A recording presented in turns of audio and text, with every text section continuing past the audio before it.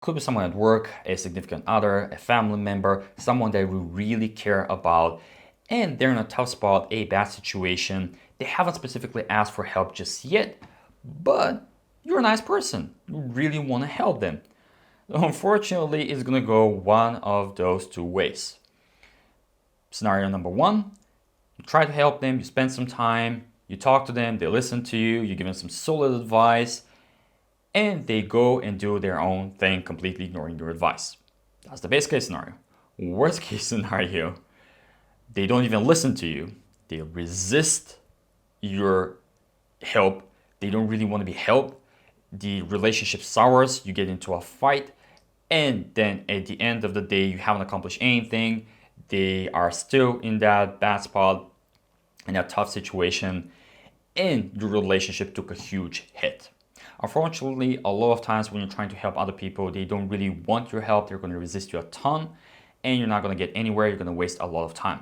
That's why today we're going to be discussing how to screen out when to help other people and when to keep your distance. And also, if you do decide to help and you're in a position to help, how to do it properly so actually the other person benefits from your advice. My name is Niki, and I'm a certified fitness coach. And while I really love working with other people, helping other people, I almost never do it unless we're talking about paying clients. If I see someone in the gym or maybe a friend that I have, unless they ask me for advice, I wouldn't even bother, even if they're doing something completely wrong and they may even get injured or it's going to affect their health. There's a reason for this. So the first thing that you have to do is screening. And the first question that you ask yourself is, are you in a position to help other people? Meaning that, do you know enough? Do you have an expertise? Do you have reference experience? Do you have something to offer?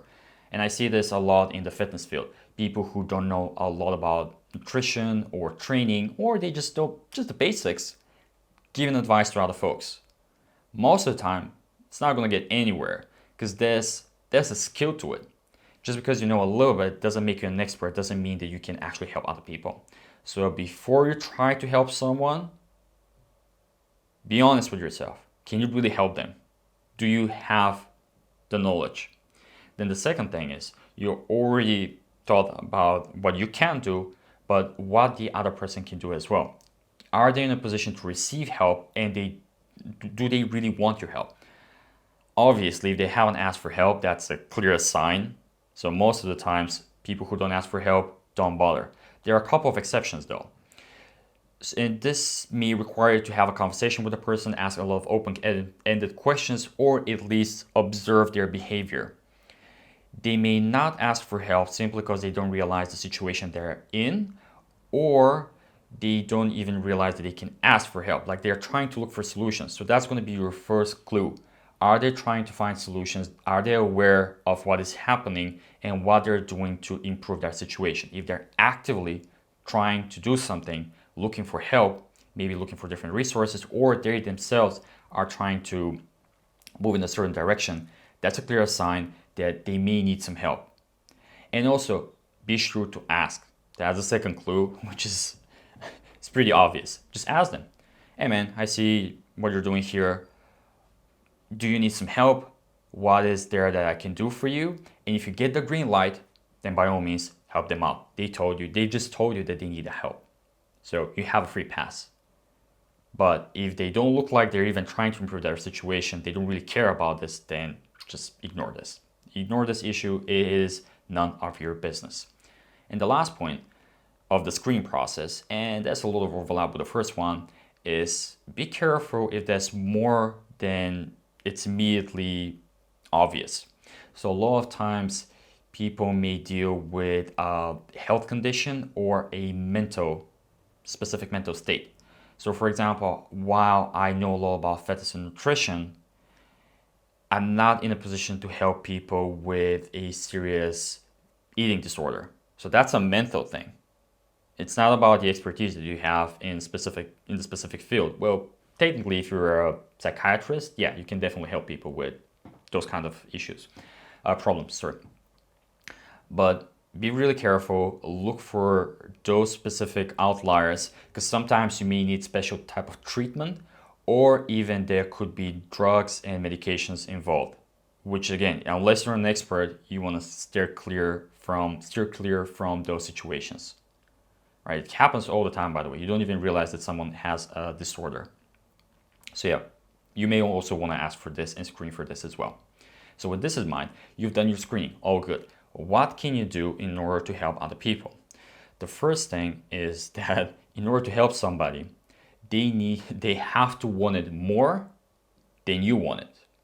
And that is I believe it's called the paradox of power. Essentially, the more you push, the more people are going to resist.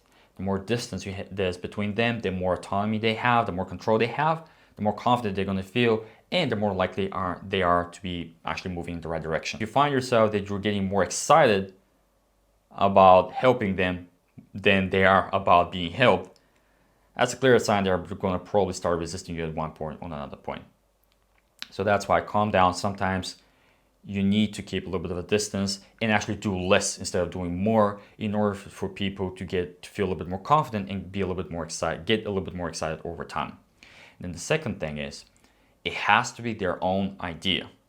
Going back to one of the major principles of basically being happy, being a human being, is autonomy. The need to be autonomous, meaning that you are in charge of your life and you're the one who's calling the shots. You are the one in the driver's seat. So when you're trying to help someone, it's not so much about the advice that you give them, what you're doing, but more about what you let them do and how you help them move in the right direction. So that's why in the beginning, the first thing that you want to be doing, and that's basically true for all kinds of relationships, is get more information, get them to talk. So a lot of times why people don't realize that they need help, but they can use help, is because they're not aware of their own situation. So engage them in the conversation, try to understand your situation and try to help them understand their own situation as well.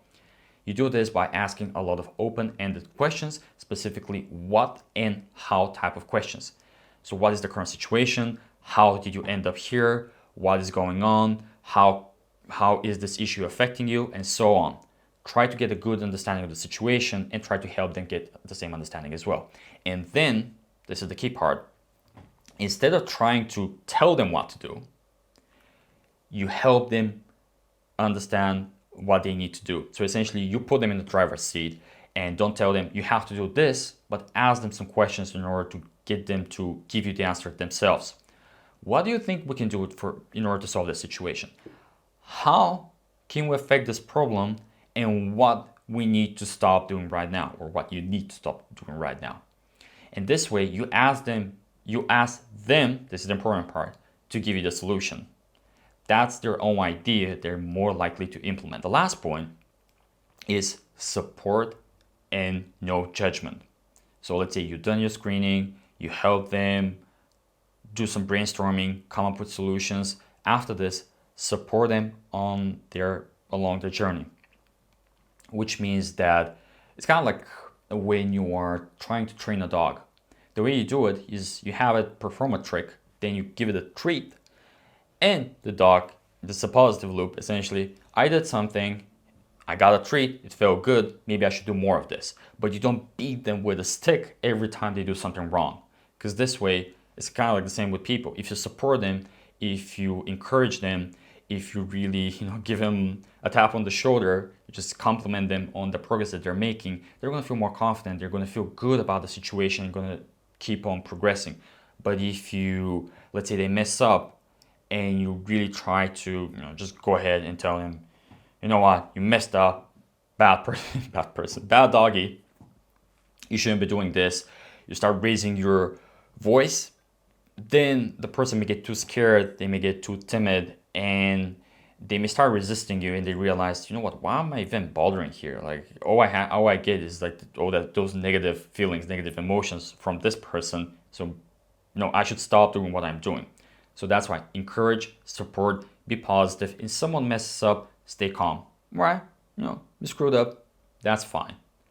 Let's get back. What can we do in order to solve the situation and get back on track? All right, that's pretty much for today. Short one. I hope. Haven't checked the timer just yet. Until next time. And remember, the Emperor protects. Cheers. And until next time.